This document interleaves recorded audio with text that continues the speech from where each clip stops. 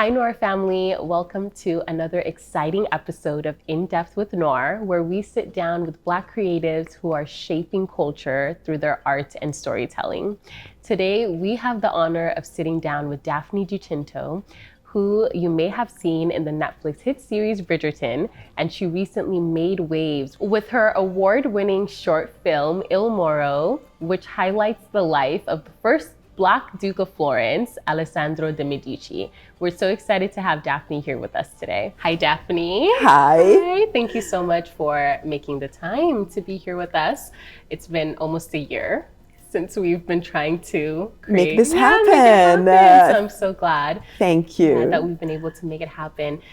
Something that I always think about is when I try to explain to people who you are, when they're like, who is Daphne? I'm like, I'm interviewing this lady and she's really awesome. And I feel like you're just so multi-hyphenated, right? Like you do it all. I guess sometimes you have to do it all, and that's just what happens, and then you learn how to do it all. Absolutely. I mean, you're an actor, you're a producer, you're a director, you're a screenwriter. You do it all, and I think it's so inspirational for people that watch our channel or follow us on social media, who are just up and coming creators who are trying to figure out where they fit in. I think your story and your life is very inspirational because you've chosen to do so many different things in the realm of the arts, but you've tried different, areas. So right. I love that. And I think it's so important for people to see that that's possible, right? Yeah. Thank you. That's beautifully put. And, I really believe that nobody should really enclose themselves in one box, especially because that's just not how life flows. I see it a little bit like being water. Water just kind of flows out and fills all the gaps and the nooks. I've always just been in love with art and artistic expressions. I feel like that's where I found myself the most at home and able to be. And the first form of art that I guess I encountered and spoke to me was books. So I was an avid reader as a kid, and eventually that developed into a love for theater, and that's where I started acting. And then through acting, I then started writing, and writing took me to directing, and directing took me to producing. And this is how then, you kind of have to have all those hyphens. Sometimes I also think it'd be nice to have, to be able to focus on just one thing and have, somebody else that you trust 100% doing the other thing, but having the experience of having to do it on your own is amazing because it's gonna allow you to then eventually collaborate with people and know how to handle every single side of it and how to make the most of collaborations. Absolutely, yeah. And you learn by experience, right? Yeah. So, and you have a lot of experience. I wouldn't say a lot. A few years, I feel like all the things that you've done, from acting to being in Bridgerton to, now directing and producing your own film, I think it provides experience, even if it's the small ways. Yeah. It's always a matter of point of view. It depends who we're looking at. That is true. Yeah, that's true. It depends on who we're comparing you to. But let's just say I do have a little bit of experience. Yeah, so. And I'd love to talk about that experience. Sounds good. Yeah, I'd love to talk about, you growing up in Italy. So you're Italian and you grew up in Italy and you grew up as a Black woman, mixed race woman in Italy. Yes. And I think that feeds into a lot of what we will talk about in terms of Il Moro. But if you can talk a little bit about what that journey was like for you, right? I think a lot of people in our audience, they're either diaspora from the US, living in Africa currently, or, in some parts of Europe. So I really want to explore, Italy. I remember we had a conversation and you were like, sometimes people come up to you and they're like, I didn't know there were Black people in Italy. This happens a lot in the United States. I lived and studied in the US for a while, and so many people came up to me and said that. I found it so funny, but also so telling, and definitely telling of the fact that there needs to be a much bigger and wider narration about Afro-European culture. Absolutely, yeah. So here you are, you're in Italy, you're a student, basically a historian. You read a lot. Oh my God. I mean, I know I'm giving you all of these accolades. I'm definitely not a historian, but I am super passionate about history. Super passionate about history. And you grew up in Italy not really hearing a lot about Black people, right? So you were in Italy, so 100%. Historically you don't hear a lot about Black people, and then you find Alessandro. Yes, well, let me take it back a step, because I actually love talking about, the origin history. And origin is probably not even the right word, but the foundation that we build history on. And as an Italian woman or girl, when, I was in school, all I heard was that people that looked like me didn't exist in the history of Italy or of the wider continent of Europe. And what's important to highlight is that when we are kids and our authority figures say that to us, we take it at face value. We're kids. If our teachers say that, they must know. They are our teachers. Right. And of course, fast forward many years, maybe decades, I start delving into a side of history that just isn't told in history books. And I understand that a history book can only be, 100 pages or 300 or 500.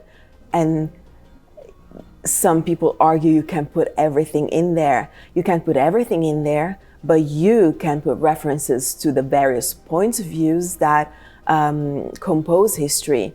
And it's very important to ask ourselves, who's telling this story and whose point of view is it that I'm experiencing now as I'm studying this part of history? And, I came across the figure of Alessandro de Medici, who is the first Duke of Florence in the 1500s, so in Renaissance Europe, and who is the first Black man to become a head of state in Renaissance Europe. I came across this figure quite late in my life. The Medici family is a very important dynasty in Italian history, and we study so much of them during our school years. So when I found out about Alessandro's background, I was flabbergasted, because I was sure that I would have known and I would have remembered if somebody had told me that the first Duke of Florence shared a similar background to mine. Right. And through Alessandro, that opened up a door to discover all the other Afro-Italian and Afro-European figures that have contributed to our history. But specifically when it comes to Italy, what I like to point out is that if we really pay attention, Italy has been an incredible crossroads of people throughout history. We can start from the Roman Empire and go on and see how in that piece of land, all these different ethnicities encountered and mixed, because that's exactly what happened throughout centuries. And this is who we are today. Italy is a mixed country. You will travel from north to south and find every skin tone, hair color, eye color. And what's unfortunate is that because of the narration, whether it is the historical one or the political one, this is not acknowledged in popular culture. Right. And this is how, there's a very interesting articles in the New York Times titled How Italians Became White.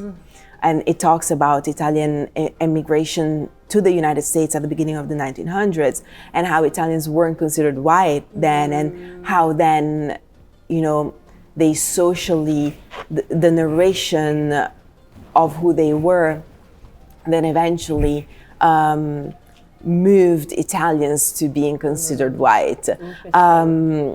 I love talking about the Mediterranean. The Mediterranean is such an interesting spot, and unfortunately today it sees quite a sad history happening as we talk. But it's so interesting to see how if you take a man from Morocco, a man from Egypt, a man from Greece, a man from Spain, and a man from Italy, and you put them one close to the other, quite often you're not going to be able to tell who's who. Right. Because we share a background. Absolutely. And I think that when I think of history, I've learned to think of it more critically and to ask myself questions that go beyond what I just read in the books, and to make connections that are not necessarily made. You know, knowledge is not a monolith. We add to it, and we understand things differently as time goes by because of the elements that we then have that we didn't have before, or of the sensitivity that we have as human beings that we may not have had before. Right. And yeah, this is just very important when talking about history. Absolutely. Thank you. And I mean, I even think about growing up in the United States. I heard about the Medici family, right? I think there was a Netflix of course, series about the Medici family. And so I want to take it back to when you first opened the book, or whatever you read that led you to find out about Alessandro. And you yourself, growing up in Italy as a mixed race woman, as a Black woman, and the parallel, right? How his life and his story paralleled yours. And growing up in Italy, what that was like for you, and what you saw in the story that made you say, I have to talk about this. I have to give this a bigger platform because it's so important. Yes, absolutely. Well, you know, I found out by chance because an article popped up on Google and it was titled 10 People You Didn't Know Were Black. One of them was Alessandro de Medici.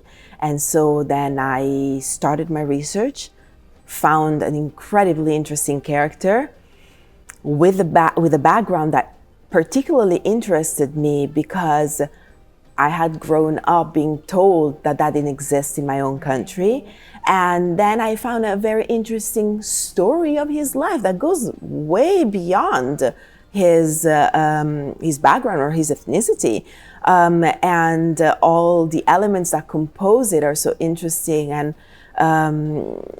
you know, his paternity, he is the son of Pope Clement VII. Of course, you know, when he was conceived, Clement VII probably wasn't the Pope yet, but nonetheless. And his mother was, she's described as a Moor. So she may have been enslaved, or she may have just been a servant in the Medici household. Because of the period of time, it is quite likely that she may have been an enslaved person from the north of Africa. We know very, very little about her, but we do know what has been written, which is that she was a Moor woman.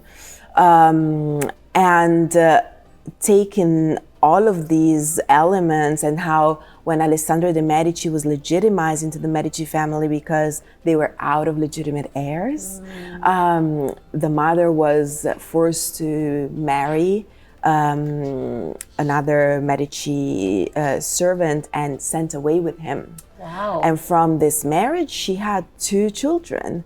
So essentially 2 other Afro-Italian children that were Alessandro's half-brothers, but that aren't talked about in history books.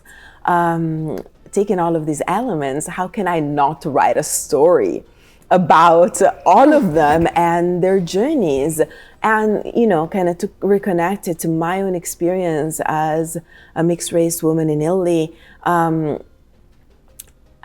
know, the country has only very recently started having the words to even talk about this experience. When I started out as an actor, I moved to Rome, and I thought I was going to have all the opportunities that my colleagues were also having, and I very quickly realized that that wasn't the case. You know, back then, I got called in for auditions for mainly 2 roles, and these 2 roles were, we can essentially sum them up in immigrant and prostitute. And those were the only 2 roles I was being considered for. Wow. Whereas, you know, I saw all these breakdowns that, you know, for the best friend, the love interest, but nobody would even consider me for that, let alone for a historical drama. Right. Right? And what does that say about that country and about that culture? It's saying that somebody like me can only be one of those 2 things. And of course, you know, then the decades passed and social media became a mean of connection and a platform. And through social media, I think that a lot of Afro-European people finally had a place where to express themselves and exist. Right. And it helped us then connect among us. And don't get me wrong, not like before, there weren't connections being fostered. It was more difficult. And I grew up in a tiny town in the middle of nowhere. So it wasn't Milan or Rome where African communities existed and had a network. I didn't grow up having that. Right. In fact, at some point, I left the country. And I left it because I thought that I couldn't keep on having a career by just, you know, playing those 2 roles. Interestingly enough, when I decided to make Il Moro, well, for now as a short film because, you know, I went the independent route and I felt so strongly about wanting to tell this story. But I'm working on making it a bigger project, so let's see what happens. Il Moro brought me back to Italy, brought me back to my country. And it opened up an opportunity and a space for me to reconnect to a community that had always been there, but that wasn't as easily accessible when I used to live there because there weren't these, you know, means and platforms that we can all use today. And it's been beautiful. It's been beautiful because I guess I felt a space that created belonging more than I had ever done before. And everything is in becoming, everything is ever changing and ever growing. But that's where we are. Yeah, absolutely. Yeah. I love that. And I think also as we talk about, you know, globalization and social media and being able to bridge these gaps, you know, that were there before. And with Il Moro, I almost see it, and I watched the film. You sent it to me last year, and it was, I think I watched it like 5 times. Oh my God, I love it. Because, I mean, it was so Daphne, it was so beautifully shot, so beautifully written. Well, I had a great team, so I'm really thankful to all of them. It was as well. wonderful. You and your team did amazing. And I think I kept thinking, like, for us, you know, in the United States, we had our Alessandro, we had Barack Obama, right? He was the first Black, you know, president of the United States. And I just think about if hundreds of years from now, he's erased from history, you know? And so I started thinking about the erasure of Blackness in history. And you don't just see it in one area or in one space, it's throughout, right? It's like, it's a constant erasure of us. It's a constant erasure of Blackness. So I want to talk a little bit about, as you bring Il Moro worldwide, you know, you're in the US now, you were here last year, and you're telling the story of such a prominent figure. And he wasn't just anybody, right? He was the first head of state of Florence, which we all learn about Florence. We all learn about the Renaissance. And somehow, he was erased from history. So I want to talk a little bit about, you know, your art and your craft as a form of advocacy, right? Advocating for this systemic erasure that happens, to Black people and Blackness across time. And what does that mean to you? And what do you hope for people to see besides just the beautiful film, right? Underneath it, what do you hope for people to really grasp and understand? Yes, well, art, whether we like it or not, always has some sort of social and political value. Even artists that say that their art is not political, by that very statement, they are making it political. What I want people to see beyond the actual historical facts that are narrated in the movie is the incredible parallel that exists between Alessandro's story and our story as Afro-Europeans today. And the movie is also a metaphor for feelings that we all have towards the places that we call home.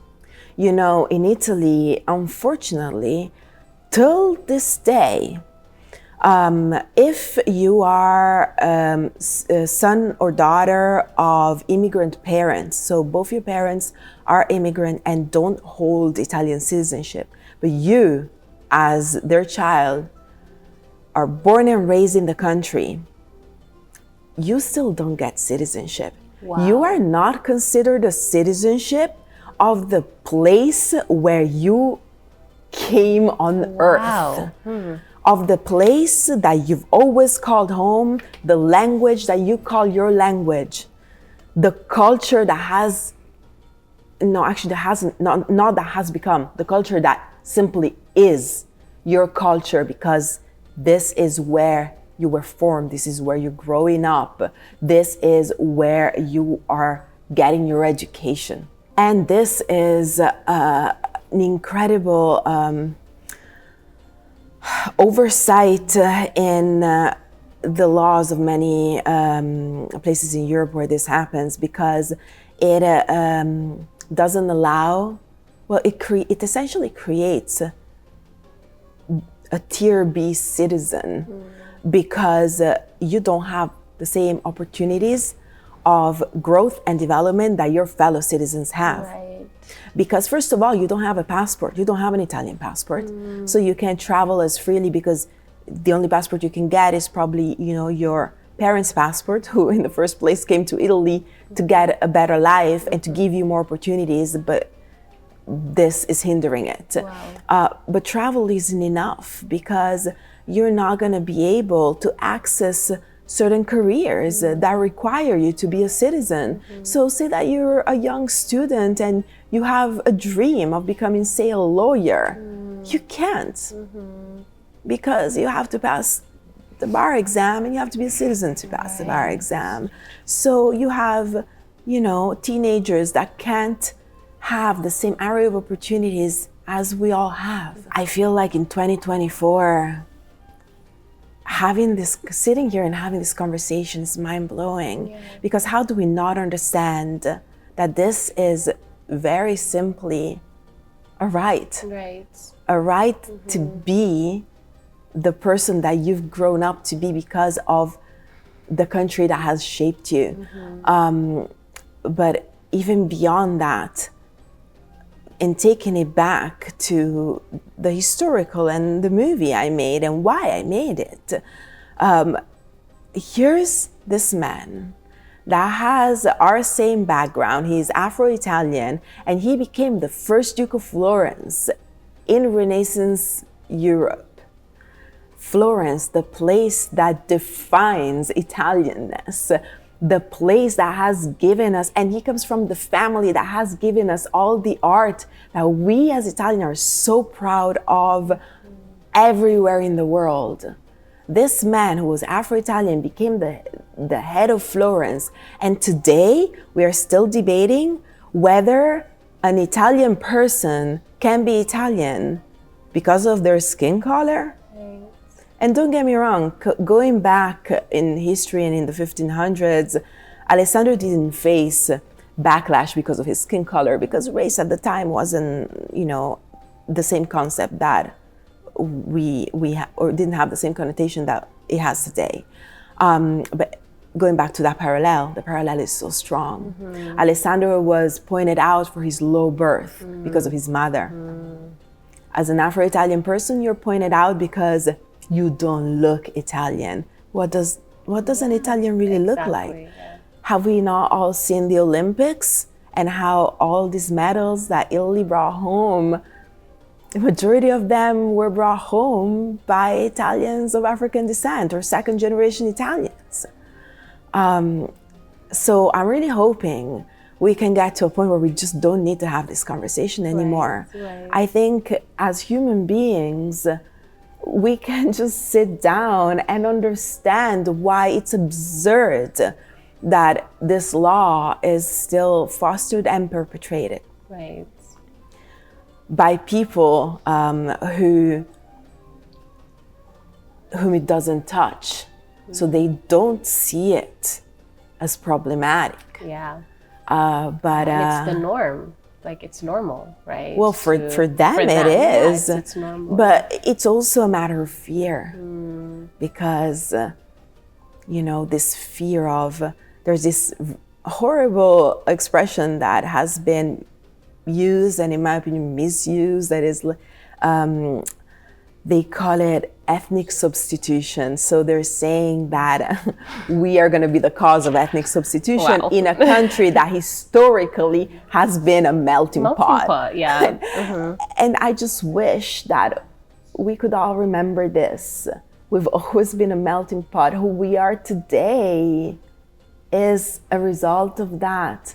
So giving any credit to anybody that uses word as ethnic substitution is literally nonsense. It's absurd. That we should know better as human beings. Yeah, absolutely. And what it reminds me of anyway is this global plight that I think Black immigrants, Black people face, whether it's in Italy, whether it's in the United States, right?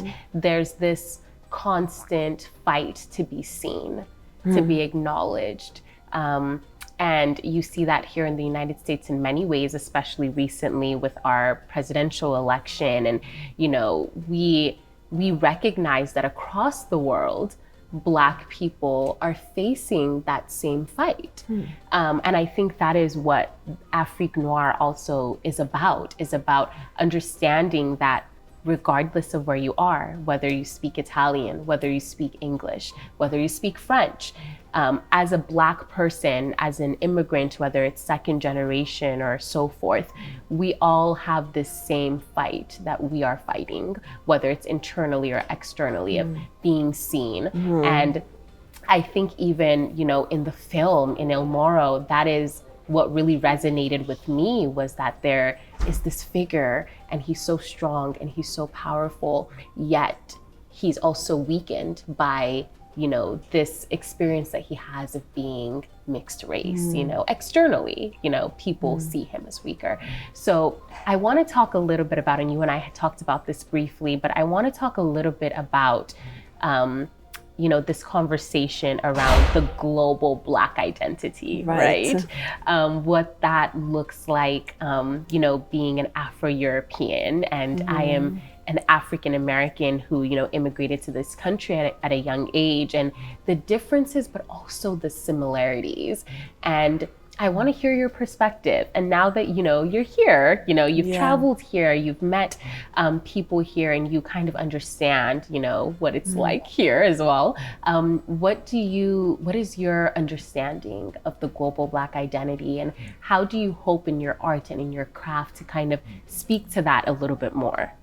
Well, I think the understanding is that it's just not a monolith. I think that in recent years, because of the need to address diversity, whether it is in film, entertainment, or even just in the corporate world, there has been this habit this lazy habit to just tokenize. No Black person wants to be tokenized. No Black person wants to be tokenized. Because there is no one same experience. And I guess what I am seeing is how in America, you guys have a stronger common identity because the history, there is a common history that you share that is more recent in a way. While in Europe, our identities are multiple. Right. Because, or I guess I should say more multiple, because there hasn't been one big event that shaped that identity, but there have been many moments and in many different times that have then shaped Afro-European identity. And so I think it's beautiful. I think that it's beautiful how even just in a place like Italy, we can tell so many different stories depending on the various backgrounds that compose a person's African identity in relation to the identity of, in this case, Italy, but it's the same conversation if we go to Spain or to Greece or to Norway. But then those experiences are also going to be different from the experience of an Afro-Italian. So take an Afro-Italian person, an Afro-Norwegian person, they're going to tell you two different stories because that mix is different. What I would love to do and to get to in the future with my work is, create a bridge amongst, all these different rich African identities, whether, we're talking about the States, whether we're talking about Africa, whether we're talking about Europe, whether we're talking beyond. And I really believe that there is a space where we can tell stories that coexist. Why not tell a story about an African American person and an Afro-Greek person that meets somewhere, maybe fall in love, because that's the other thing. In the media, it is common to see stories of Black identity that have something to do with pain. And even though that has a space to exist, that is not the whole experience. And there is so much more to explore that hasn't been explored, and that actually is being explored by all these filmmakers, artists, that are the new generation, and that, everybody understands this, what I just said, because it is our experience, and this is what we're doing and how we live and how we exist. But there still is work to do towards the normalization of it in pop culture, I guess.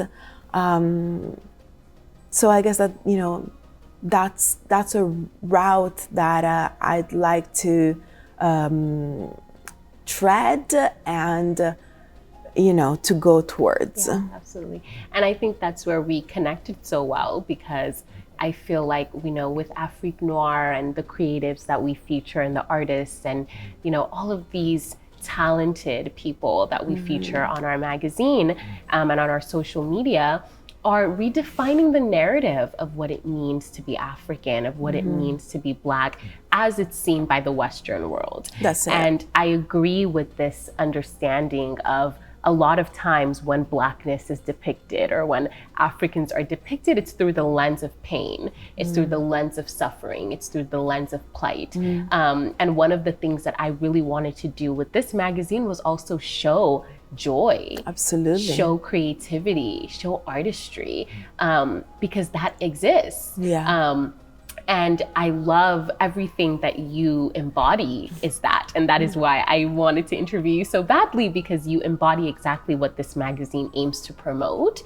And I think as we talk more about, the bridge, I've always thought about, my magazine and Afrique Noire being the meeting point, where we all meet, whether it's the European African diaspora, whether it's the American African diaspora, or whether it's Africans. How do we all find this meeting point where we can come and see each other, and really see each other, not based off of where we live or what language we speak, but really see our Blackness and see our Africanness.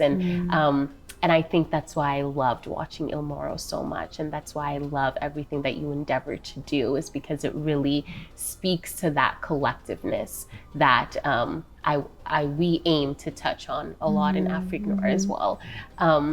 And I think I would love to just explore a little bit more about, like we talk about, the global Black identity and Afro-Europeans and African Americans and, Africans back home who are still living on the continent. And what do you feel like is the biggest obstacle? Now there's globalization, there's ways for us to connect, right? So that's here in our favor. What do you feel like is the biggest obstacle right now that's keeping us from, maybe not necessarily as identifying as one, which is my hope at some point that we can come together and really, identify as one, but what is keeping us from understanding each other, do you think? Yeah. It's such a complicated question. And also, I guess the way I see it is that while we may identify our commonality, we don't need to identify as one, because we are not one. We're so different. But that's richness, that's beauty, that's power. That is what we need to celebrate. I'm celebrating you, you're celebrating me. And this is where we build from. Yeah, so I feel like it's maybe a process, a matter of clarity, a matter of working towards this. And, this is also my opinion. Right. Yeah. You may talk to somebody else and that has a totally different opinion and that doesn't agree with me. Yeah, absolutely. And there's space for that. Yeah. And the dialogue is important, right? Because you do have, and we celebrate a lot of Pan-Africanists who we feature on our page as well, people who just believe that Africans collectively, no matter where you're from, no matter which generation you are at, we need to come together. Because in places like Italy, you're not seen as an Italian citizen. You're not given, there's no space for you to exist there rightfully.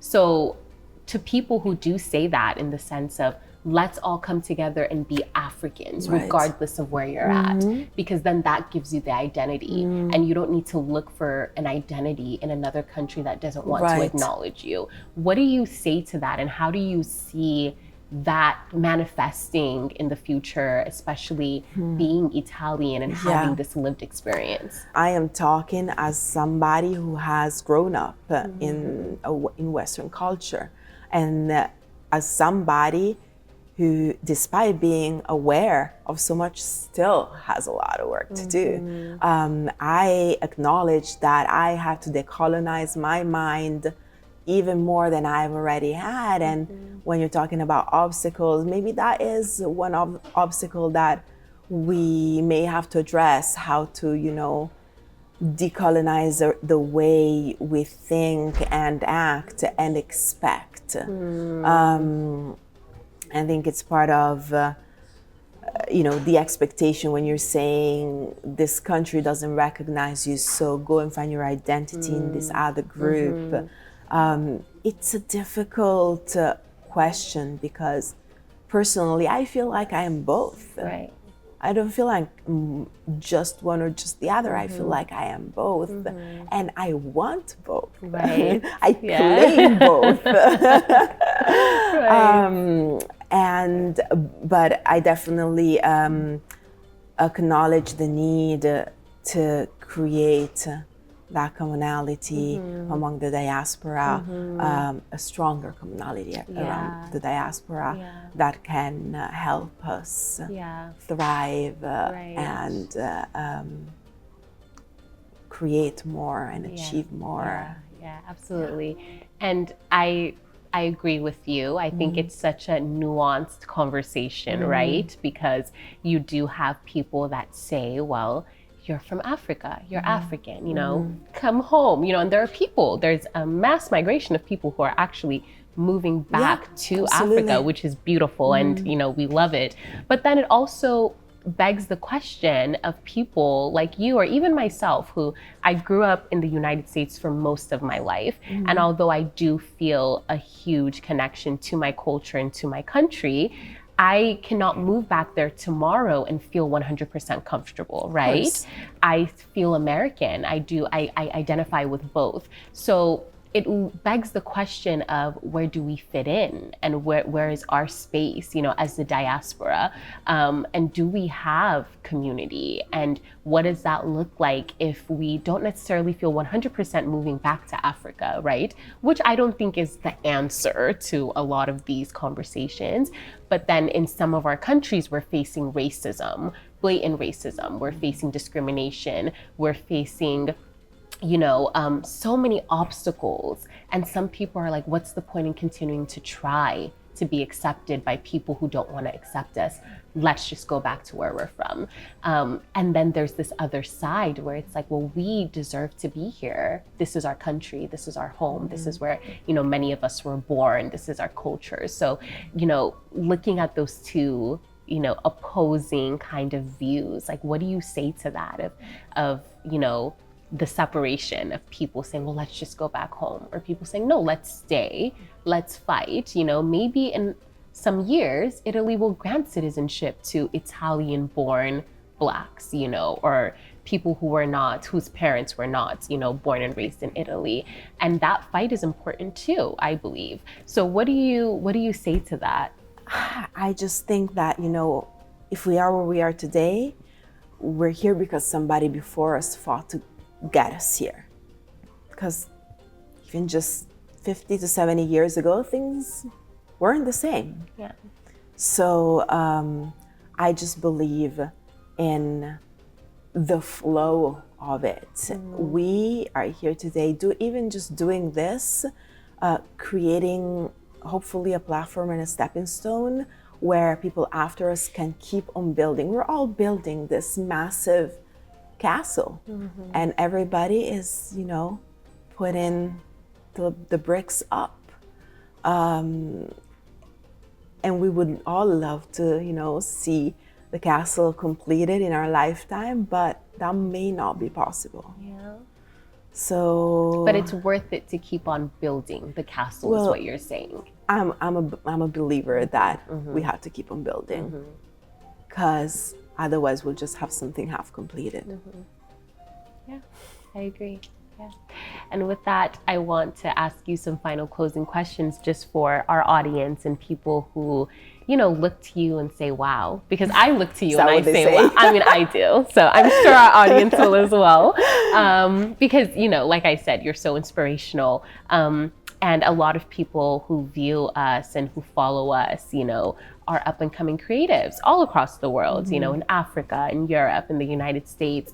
And so for your experience, do you have any words of encouragement, you know, being a mixed race woman, a Black woman in this space?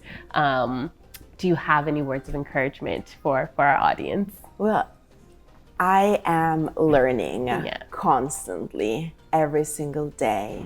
And one thing I've learned recently that I wake up every day and think about is make sure you find and stick to your communities, no matter what those communities look like. And there can be multiple communities that you belong to, but find your network, your support system, because as an artist, that is probably going to be the most important thing you'll need.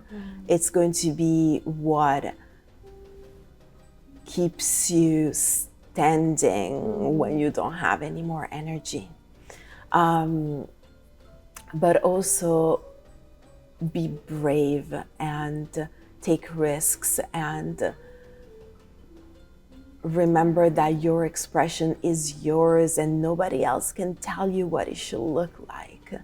It's really hard sometimes when, you know, we approach a market or you know, the needs of the business side of the artistic world, but we really have to keep that in mind and have fun. Have fun, because that was how it all began for most artists. We started by having fun, and sometimes we get to places where work becomes everything and responsibility becomes everything, and the fun goes away, and that also affects our art negatively. So let's remember that at some point we absolutely loved doing this, and let's find why again and revamp that flame. Thank you. I love that. And for people that are watching, is there anything else that we can look forward to from you, Daphne? Oh, many things. What should we be on the lookout for? Well, many things, but you know I'm not going to be able to talk about it. So, well, if you would like to follow my work or what is going to happen next with the film Il Moro, you can follow us on social media. It's Il Moro Film or Daphne Di Cinto. Yes, follow her, and we'll link her profile in this video, of course, so folks can follow you and stay up to date on all that you're doing. And I just want to thank you so much for agreeing to be a part of this video, for all of the gems that you shared, and hopefully we can have another sit down like this soon. Thank you so much for joining us today, Noire family, for another exciting episode of In Depth with Noire, where we sat down with Daphne Di Cinto. Make sure you follow her on all social media platforms and also follow her film Il Moro. And we'll see you next time. Bye-bye.